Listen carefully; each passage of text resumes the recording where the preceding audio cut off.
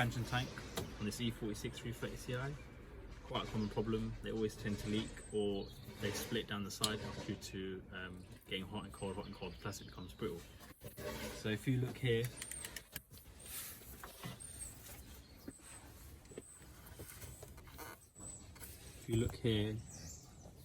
you can see this tank is leaking from the top all the way around. So I'm going to show you how to change the expansion tank. You take this intake duct off here. So pop these rivets out with a pair of side cutters, like so, somewhere safe.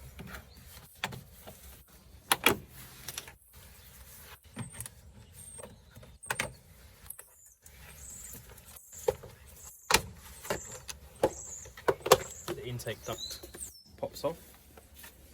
Next, you want to get the complete air box out to give you better access. So there's a Jubilee clip here.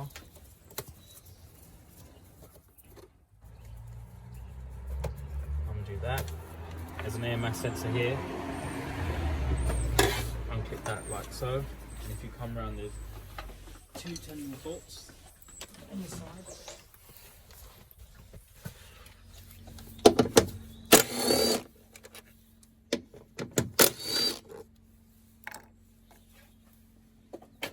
Once you've got those screws out, get the induction pipe off the airbox. And there's also a wiring loom clipped on here. And then remove the airbox and feed it out from the vehicle. It might come out with its air feed as well.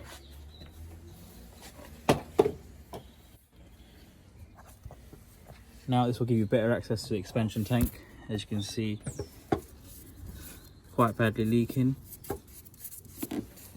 So firstly, what you need to do is unclip two hoses here and here, and there's one which runs under there. So just get the clips off, get your pick under it, lift the clip like so, and then once you've got the second clip up, you can then wiggle the pipe backwards. But before we do that, I'm going to show you what to do at the bottom, so you can drain the tank from the bottom first before you undo these pipes. Right, we're now at the bottom of the tank. As you can see, you've got the coolant level sensor there, and you've got this clip here. Push that clip, pull that clip all the way out, pull the multi-plug off the coolant level sensor, and then you can see the other pipe that's there. I've already taken the under tray off and this air duct from this area, which will give you a bit more room. Right, so I've unplugged the sensor and I've pulled that clip. Back. Sometimes it doesn't come all the way out, sometimes it does. If it doesn't come all the way out, just pull it back as far as it can go. And once you've done that, we can go to the top now.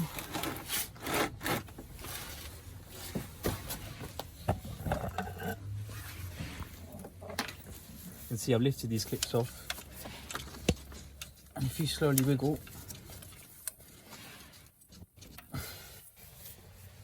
sometimes you can slowly leave the pipes back like so, and then you'll start seeing coolant coming out. Try to catch it with something. I've got a drain tray underneath. Alright, so I've got both top pipes off. Push the clips down so you don't lose them, and move that pipe out of the way. Okay.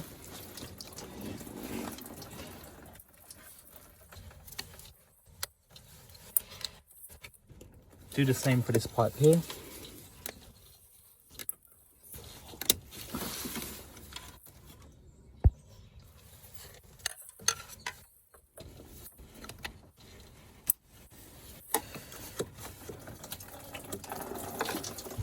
Again, which will start losing quite a lot of coolant.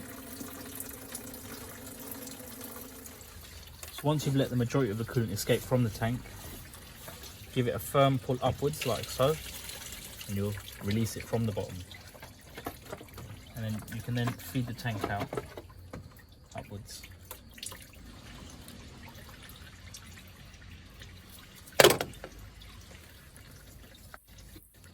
As you can see, that's the bottom of it. That's that clip that we removed earlier.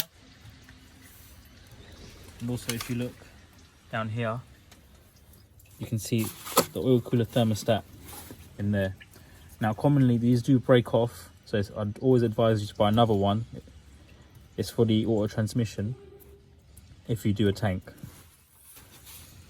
Mine seems to be okay, but I will be changing it as I've already got the tank out, as you can see. I've put a new sensor on it, and I've transferred the old clip from the old one onto here. Make sure the clip is pushed all the way in. And if you look in here, there's 2 O-rings. I'd advise you lubricate them, so when you push them down, they're going easily.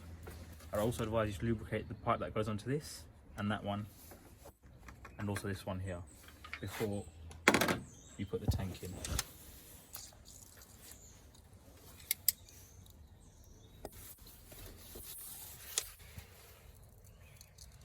This will just help it push on easier, and you can feel it lock in properly.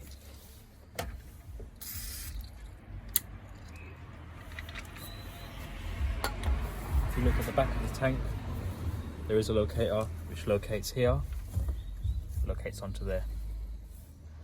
Okay. So hold this pipe out of the way like so. Position the tank onto the bottom 2 pipes, roughly, whilst locating this here, the back piece, and then nice and firmly push down, and you'll feel it lock into place, and then you won't be able to pull it up anymore, like so. Get your pipe here, push that on, you'll feel that also lock in, like so. And then the last 2 top pipes, line them up.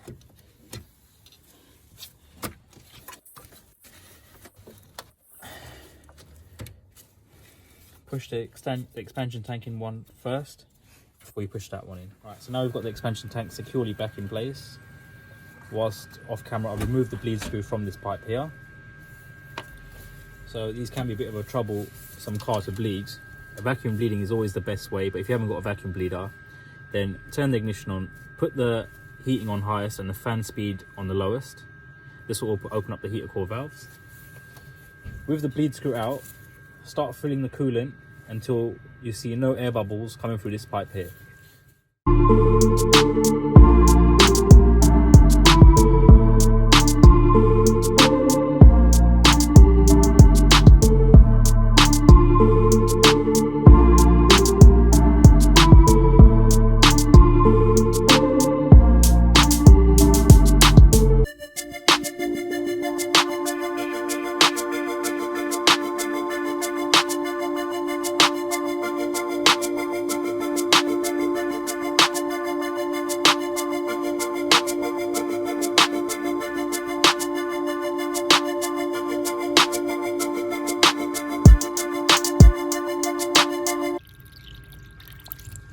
As you can see there, you can see all these little air bubbles coming out.